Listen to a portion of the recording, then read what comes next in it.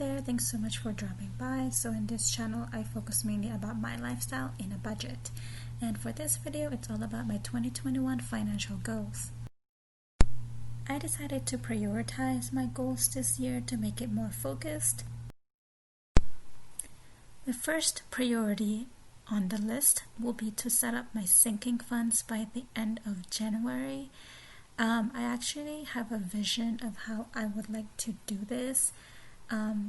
I would like to have a separate cash sinking fund and then an electronic sinking funds. I'll go over that more later on.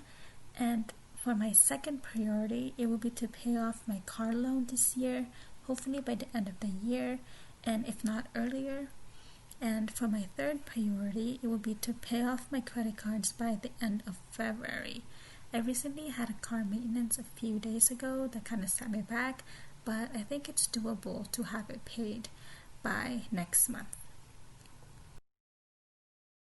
After I tackle my priority goals, I'm gonna go ahead and move on to my secondary goals, which involves saving more for my emergency savings, paying off my student loans, and of course continuing to contribute to my house fund, because I would love to eventually end up owning my own home, and currently I am renting.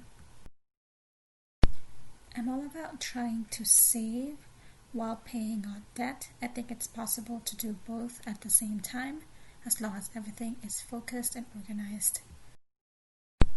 Elaborating more on my first priority, my vision is to set up a cash sinking fund and an electronic sinking fund. But in terms of my cash sinking fund, this will only involve categories that I may need immediate cash for or would like to have cash in hand for. Things such as the upcoming Christmas, personal care fund, gas, and groceries. My very first video is all about setting up this cash sinking fund and tracking it, so I'll go ahead and provide the link on my description. Moving on to my electronic sinking fund. So my vision on this is mainly to use it for categories that I may need to save for much longer because they have a higher cost. Things such as my emergency fund, which will be my backup emergency fund, and then my travel fund, and then my car maintenance, which also may include car registration fees, and also a house maintenance fund and celebrations.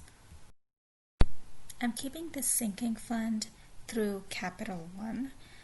Currently their APY is 0.40% as of the time of this recording, and they currently have no fees and have a zero minimum balance.